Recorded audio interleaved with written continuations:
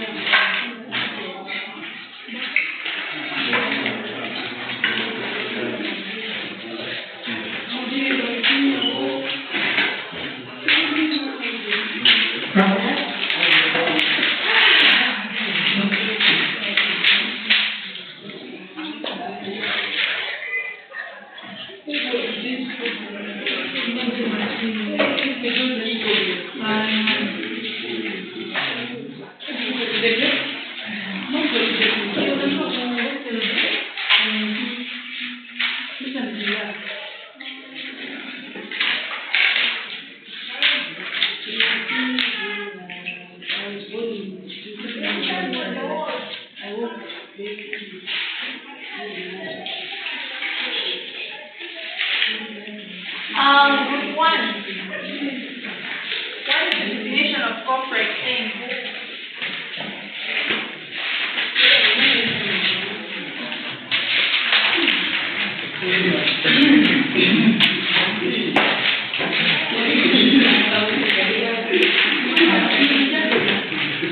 Introduction.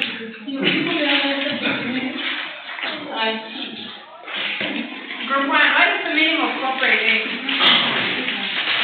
Or corporate aim? This is what we discussed last week. The good thing I know your name is one, so just present yourself as it is in subject.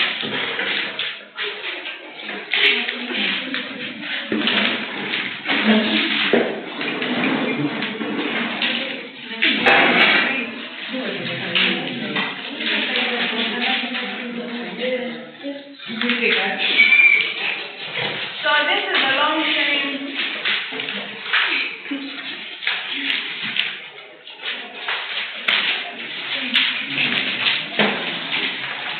Let's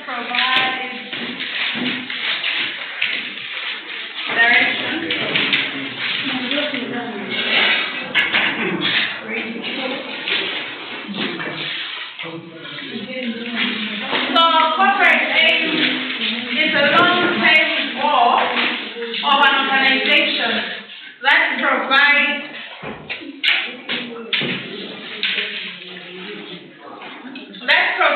direction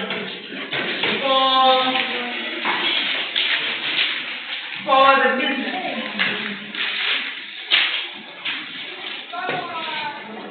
So corporate aim, it shows the activities that the business is going to do in a longer period of time. So it is a long-term goal that provides direction for the business. So a corporate aim is supposed to provide guidance.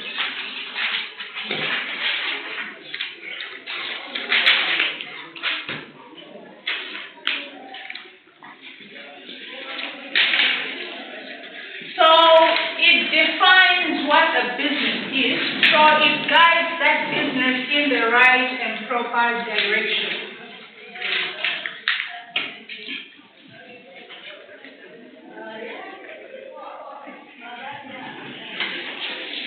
So it is more like a vision for the business.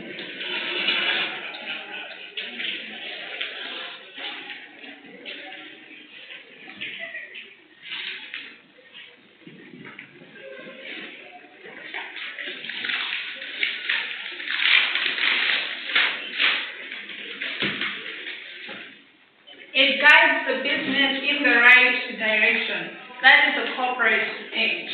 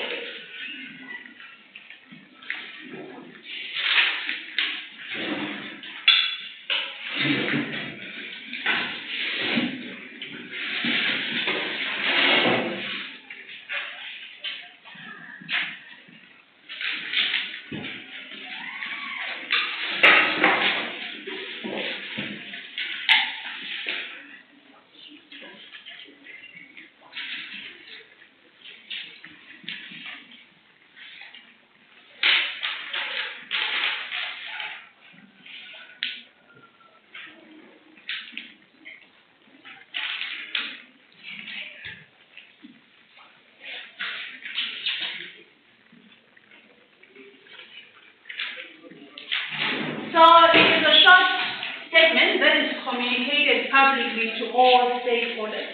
That is a corporate aim. So it defines the values. It defines the values and objectives.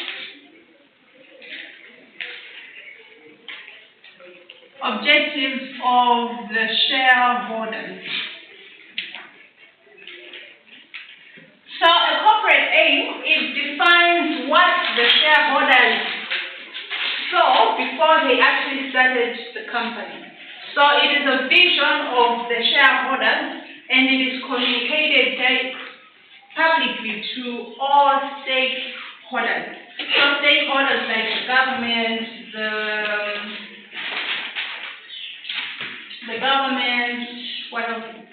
the employees, the customers, the creditors, they can all know the corporate aim of a particular company. For example, the corporate aim for KFC is to provide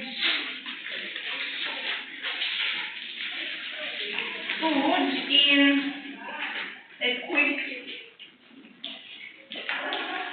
pleasant setting.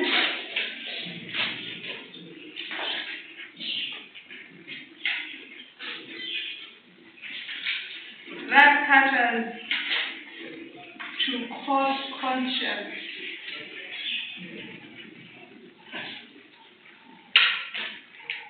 health-conscious people.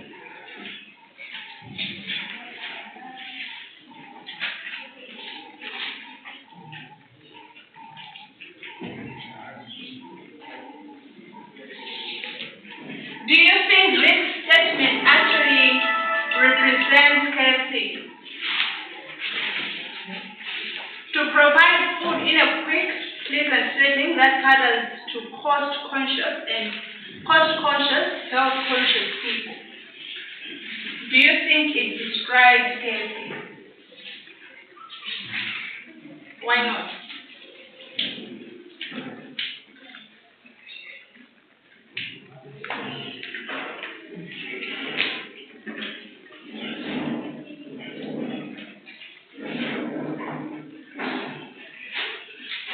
So they are saying that in the few years that they're going to be right, they're going to be selling their chicken, they're going to provide food in a quick and decent setting, and it is also going to be cost effective and also provide health. So it is taking in mind the cost and also the health of their customers. That is the corporate aim. I hope they're actually doing that because that is their corporate aim for each KFC in each country. So, anyway. So the corporate aim is set by the board of directors.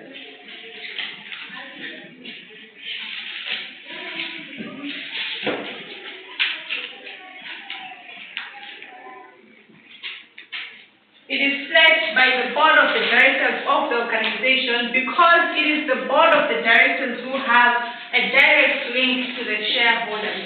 So they come up with the corporate aim because it is what the shareholders want, their values and objectives. So this is for companies. For sole proprietorships or for sole traders and partnerships, they form their own corporate aim. So for sole traders and partners,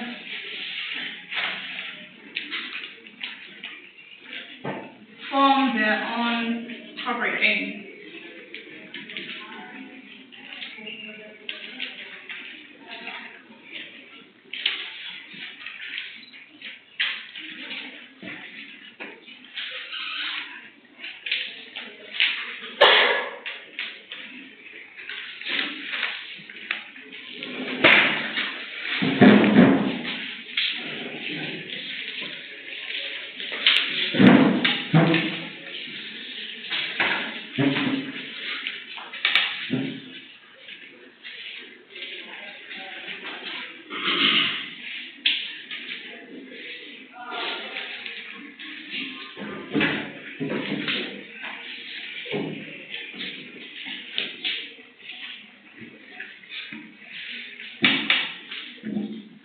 What do you think is the importance of having a corporate aim? Group 1.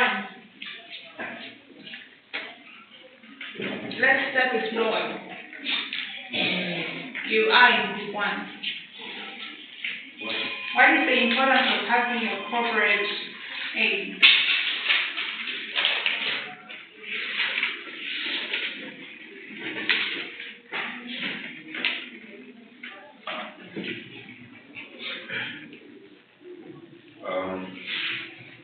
Provide focus. Focus for Their aim. The aim. happy.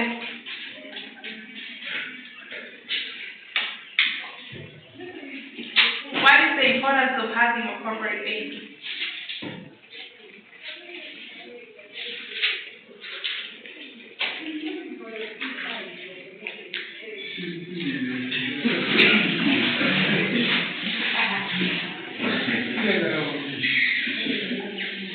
Okay, so it is a background or the starting point. The corporate aim is a starting point for generating midterm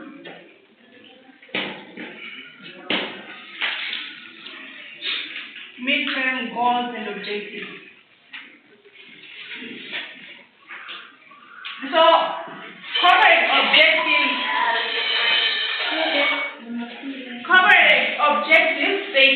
from the corporate aim. So the corporate aim it describes what the company is, and objectives come from those things.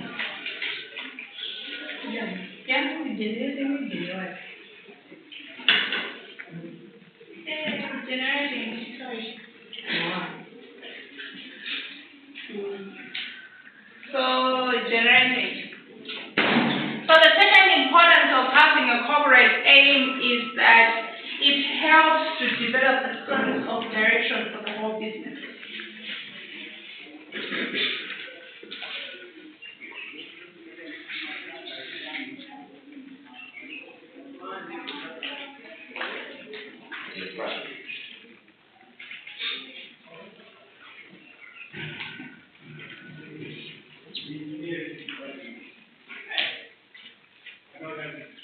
So the corporate aim defines what this business is and what it's supposed to do for the longest period of time. So the corporate aim, it directs the business into doing the things that it says it's going to do. For example, we look at the corporate aim for KFC, which says they are going to provide healthy food and also cheap food. So they have to work towards their corporate aim in order to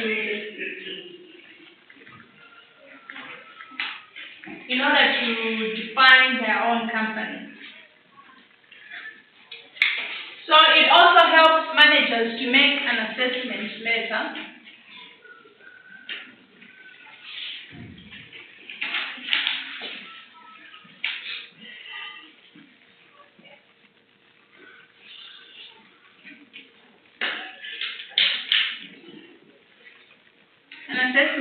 And see how successful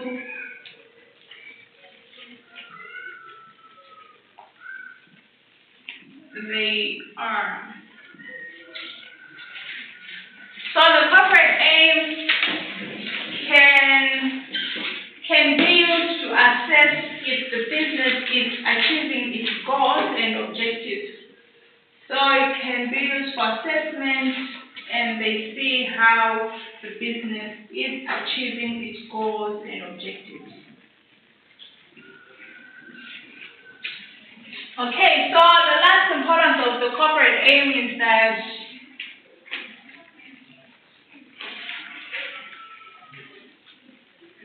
it defines what the business has to achieve.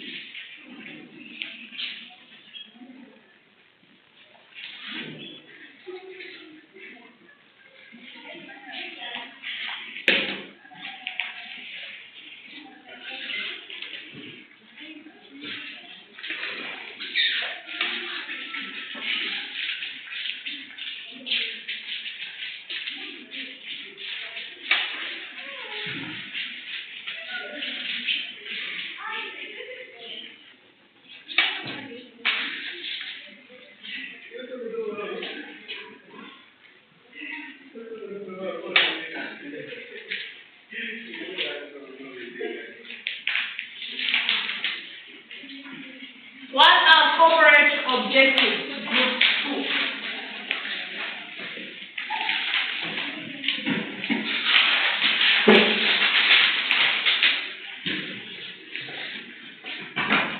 2. Lorraine, what are corporate objectives? The specific, realistic, and measurable goals which an organization plans to achieve within a given period. Can you explain that? Asante. What do you mean you do not know? I'm not really sure, madam. You're not sure. Then explain how to make sure that you're sure.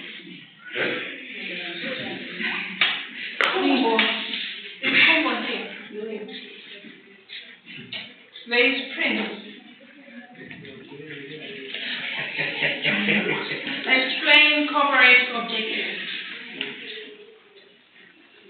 Bit of code, What is Prince?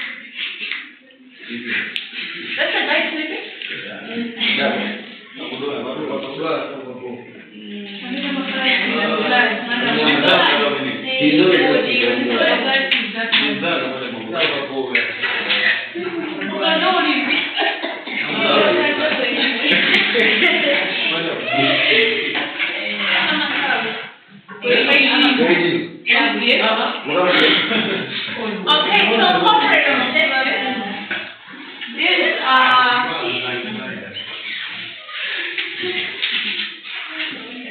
specific, quantifiable,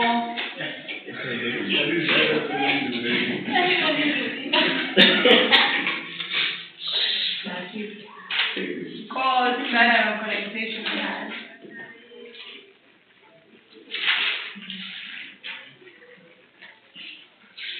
So corporate objectives are supposed to be measurable. They're supposed to be measurable outcomes that the business defines.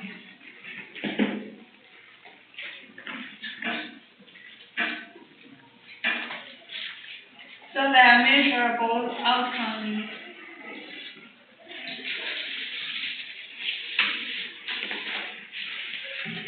That the business must obtain.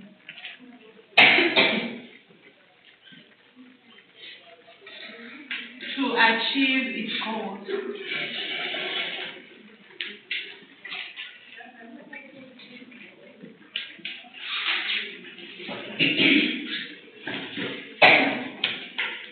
So objectives, they go from short to medium term, and they are targets which an organization sets in order to achieve the general corporate aim.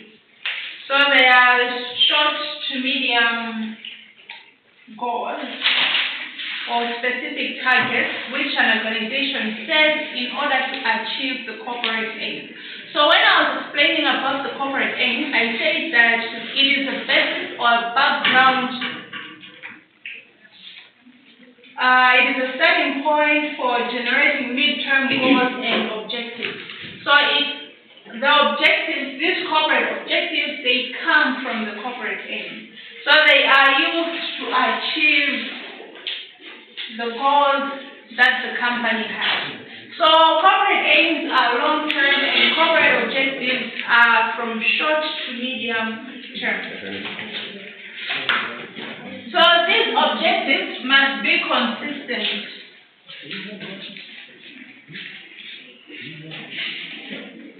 Must be consistent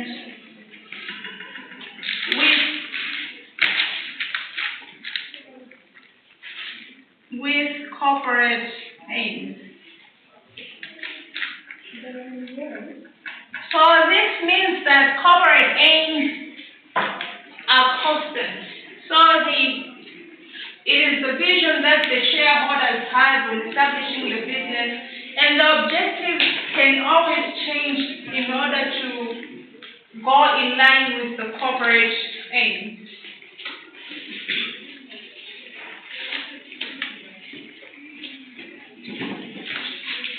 Group 2 methods. Who sets business or corporate objectives?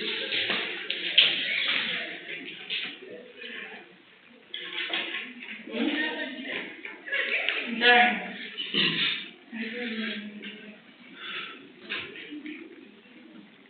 Hassan. Who sets corporate objectives? So we say that the corporate aims are set by the board of directors. Who sets corporate objectives? Managers. Which managers? Okay, managers is true. Okay, so these corporate objectives are set by departmental directors. They are also set by mid-managers or middle managers and their subordinates.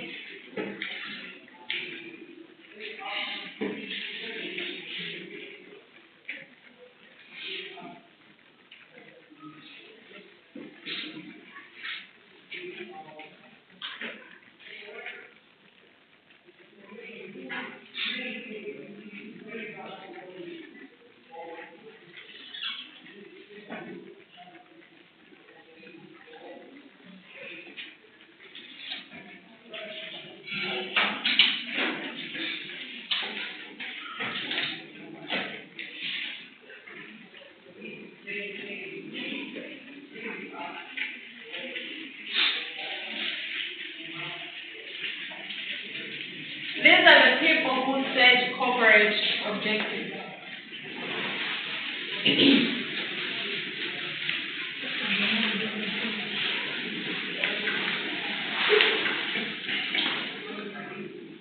So objectives can either be strategic objectives, tactical objectives, business objectives.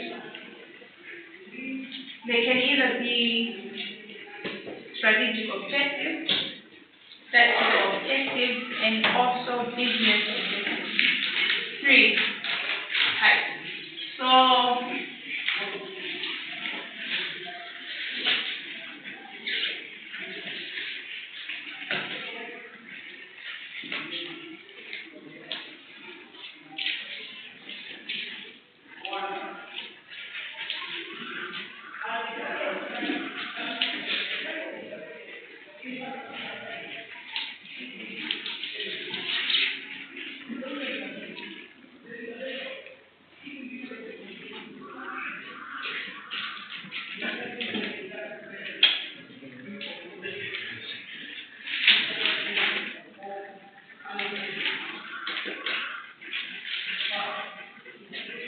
what is the difference between goals and objectives?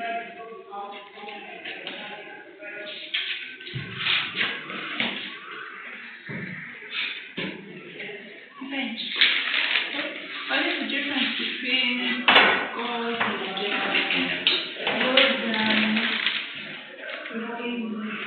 what you want to achieve. While objectives, things that need to be done for you. Any other idea?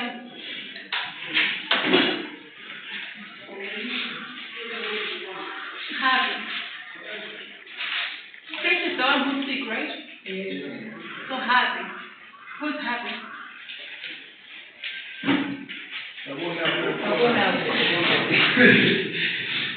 Happy. What is the difference between goals and objectives?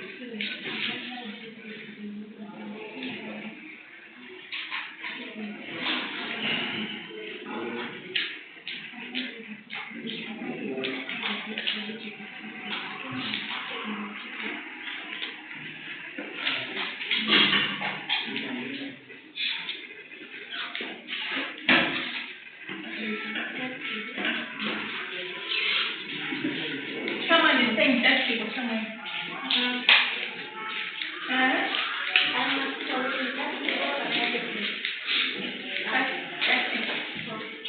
Okay, so strategic objectives.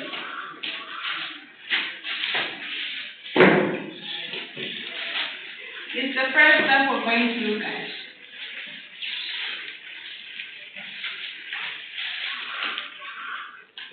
So these are required to achieve the general aim of the company. So they guide the general direction of the business. Yeah? Can you say it again? What's the difference between goals and objectives? Okay, goals are long-term plans that the company wants to achieve. Objectives, they show the steps in which, the ways in which you can achieve those things. So I can think it is right. Thank you. You're welcome. Okay, so strategic objectives, they are required to achieve the what?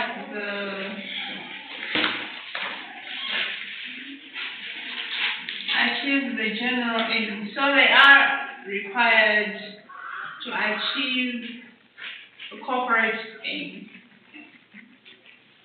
So they provide a sense of direction on how to achieve those things.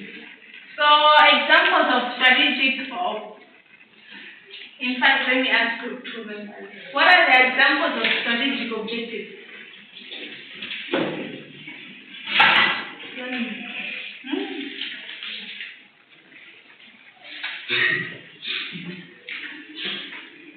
Asan, get ready. Sorry, Ryan, it's not you. Other group crew members, where are you? Example of the strategy. Strategic objectives.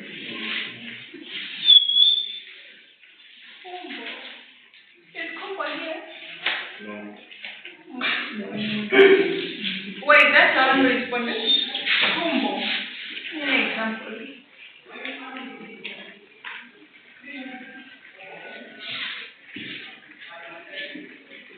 Okay, so the first is profit maximization.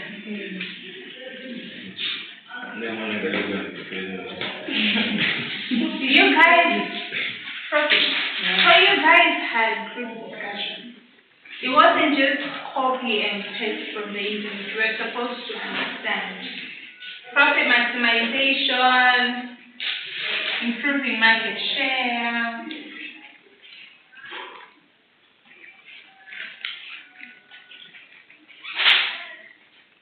business growth,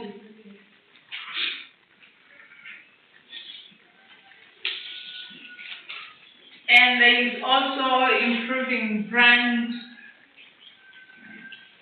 and reputation.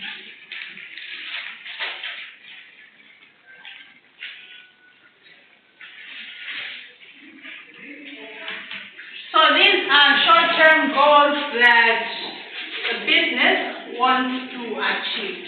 So the first objective that they would want to achieve is profit maximization. So this means that they have to make more sales and make more profit.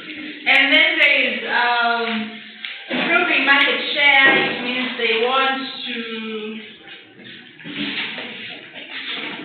to have more customers than their competitors. The third one, business growth, is just that they want to grow the business in form of money, in form of customers, and it could also be improving the brand and reputation.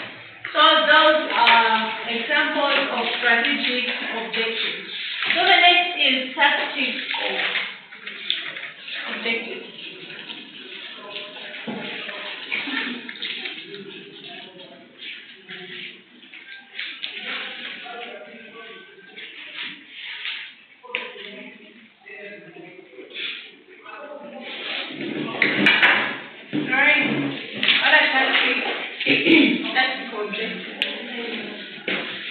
You guys had discussions. I'm wondering why you didn't see group 2 members. Do not discuss.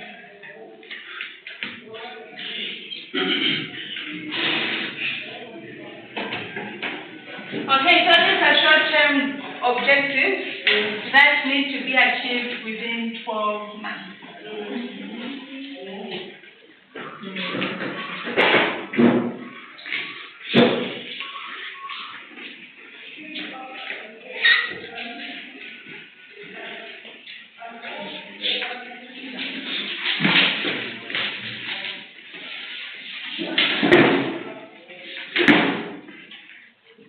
So these are yearly objectives. So they happen within 12 months. So they are calculated and the likelihood of achieving them is predictable. So they look at the things that they need to achieve within 12 months and they calculate if they can actually achieve those things. So these tactical objectives, they involve less risk.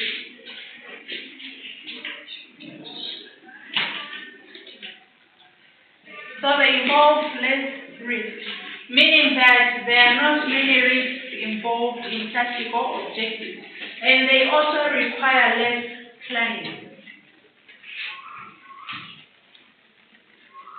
They can also be achieved quickly. So these are tactical objectives. They are in a period of 12 months. So for strategic objectives, it could be 1 to 2 or 3 years. So they are short-term, unlike corporate aims.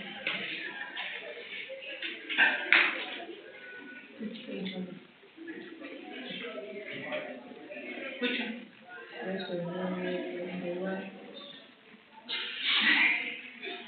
They what? and where it's running maintenance. And they can be achieved quickly.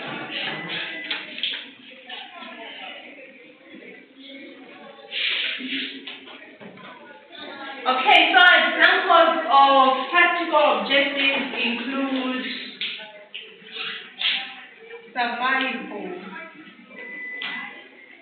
survival, and another example is sales revenue maximization.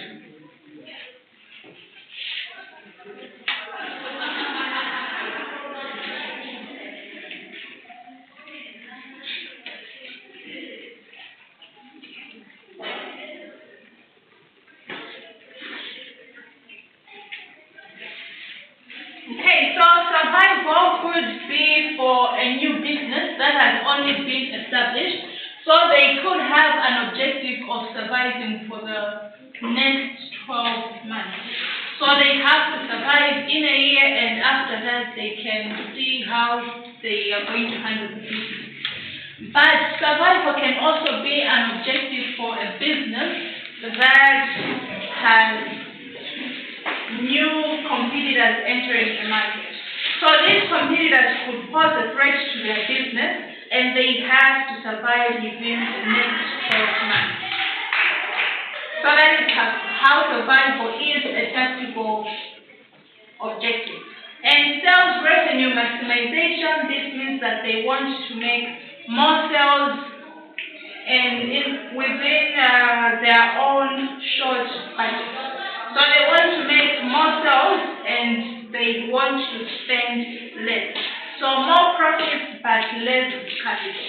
That is sales revenue maximization.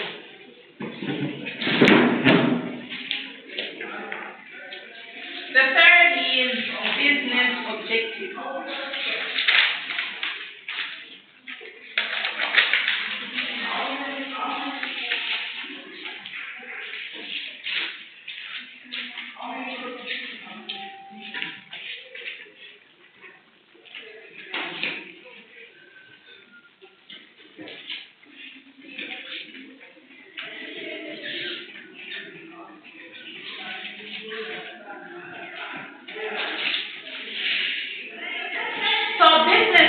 Objectives, they are a combination of tactical objectives and also strategic objectives.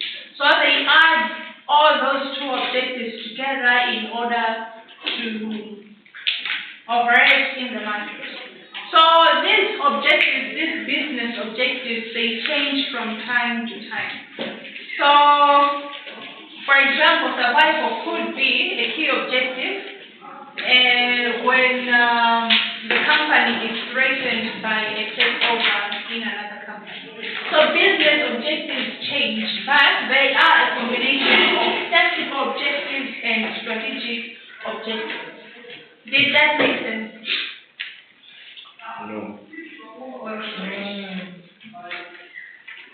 Let us look at corporate strategy. Business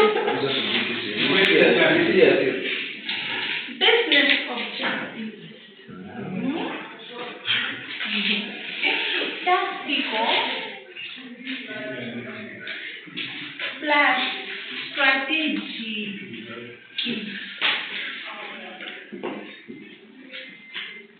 objective.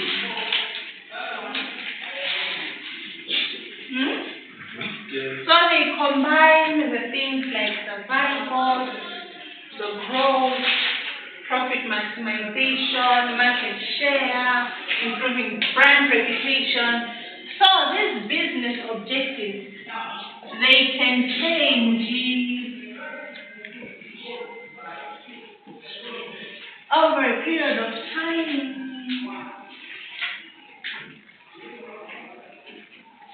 You understand? For example, I gave an example of this tactical objective. Being a business objective, this tactical objective of survival could come in because there is a new business that is threatening your business. But after you have been able to handle that situation, it is no longer an objective for you. Does that make sense? Yeah? Okay, great. Corporate strategy. Hmm? Corporate strategy.